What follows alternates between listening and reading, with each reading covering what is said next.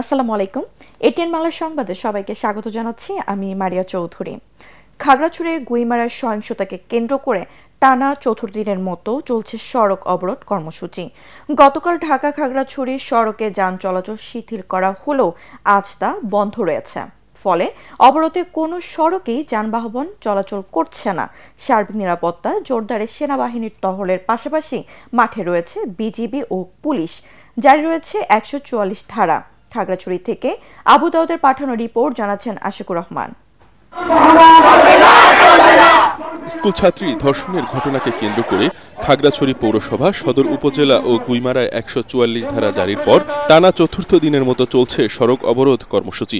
সড়ক অবরোধে জেলার অভ্যন্তরীণ সড়কে যানবাহন চলাচল করছে না। গতকাল বেলা ১২টা থেকে খাগড়াছড়ির সাথে ঢাকা ও চট্টগ্রাম সড়কের অবরোধ শিথিল করলেও আজ এখন পর্যন্ত কোনো যানবাহন ছেড়ে যায়নি। তবে নতুন করে অপ্রীতিকর ঘটনার খবর পাওয়া যায়নি।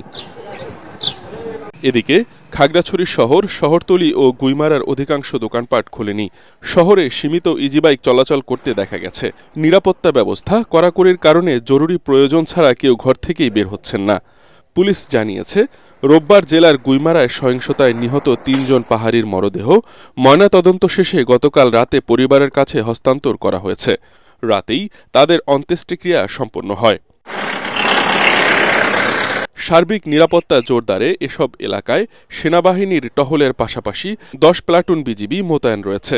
গুরুত্বপূর্ণ স্থানে পুলিশ ও আনসার সদস্যরা দায়িত্ব পালন করছেন। Bureau report, ATN Bangla. Walton এখন দেশের সীমানা পেরিয়ে পৌঁছে গিয়েছে ৫০টিরও বেশি দেশে। ওয়ালটন, ঘরে ঘরে, বিশ্বজুড়ে। জাতিসংঘ মহাসচিব অ্যান্টোনিও গুতেরেস বাংলাদেশের গণতান্ত্রিক উত্তরণ ও সংস্কার কার্যক্রমে পূর্ণ সমর্থন এবং সংহতির আশ্বাস দিয়েছেন। সোমবার নিউ ইয়র্কে জাতিসংঘ সদর দপ্তরের প্রধান উপদেষ্টা প্রফেসর মোহাম্মদ ইউনূসের সঙ্গে বৈঠকে তিনি এই প্রতিশ্রুতি দেন।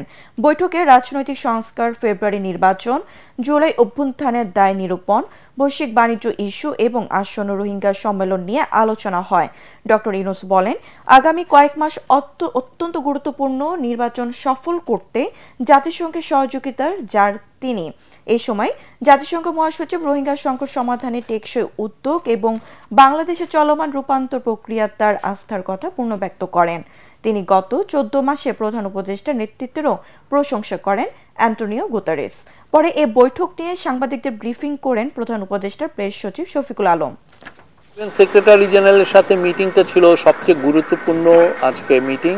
আজকের কনটেক্সটে ইউএন সেক্রেটারি জেনারেল উনি জানিয়েছেন যে ওনার সাথে ইলেকশন নিয়ে কথা হয়, রোহিঙ্গা ক্রাইসিস নিয়ে কথা হয়, গ্লোবাল যে ট্রেডের কিছু ট্যারিফের যে প্রোটেকশনিজম সেগুলো নিয়ে কথা হয়।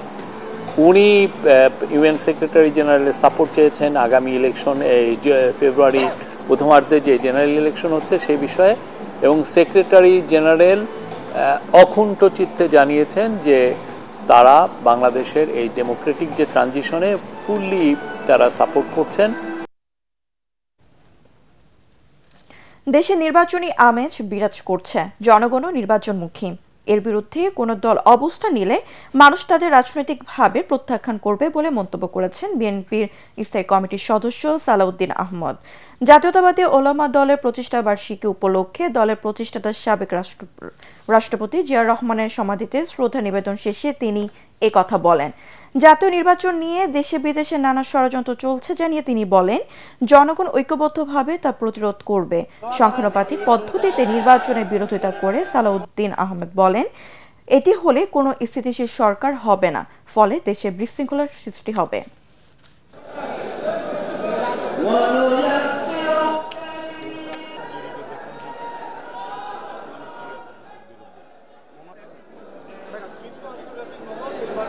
বাংলাদেশের সকল জনগণ এখন নির্বাচনমুখী। বাংলাদেশে এখন নির্বাচনের আমেজ চলছে, আবহাওয়া চলছে। সকল প্রার্থীরা, সম্ভাব্য প্রার্থীরা এবং জনগণ ভোটের জনসংযোগে আছে। এই অবস্থায় কোনো দল যদি বিভ্রান্তি সৃষ্টি করে, নির্বাচনের পথে বাধা সৃষ্টি করে, জনগণ তাদেরকে চিহ্নিত করবে এবং রাজনৈতিকভাবে তাদেরকে প্রত্যাখ্যান করার সম্ভাবনা আছে। আমরা পিআর মানে মনে করি পাবলিক রিলেশন, আমরা পিআর মানে মনে করি জনসংযোগ। এখন সবাই জনসংযোগে আছে, সেই পিআরে আমরা বিশ্বাস করি।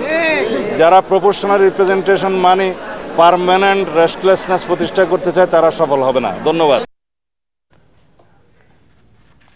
শারদীয় দুর্গোৎসবের মহা অষ্টমীতে রাজধানীর রামকৃষ্ণ মিশন অনুষ্ঠিত হল কুমারী পূজা।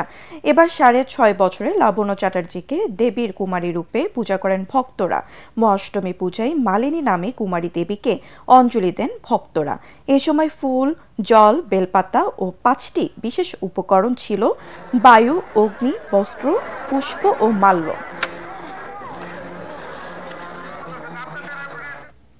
পরবর্তী সংবাদ দেখার আমন্ত্রণ জানিয়ে এখনকার মতো শেষ করছি। এটিএন বাংলা সংবাদ ইউটিউবে দেখতে ব্রাউজ করুন youtube/ATN বাংলা নিউজ। ধন্যবাদ সবাইকে।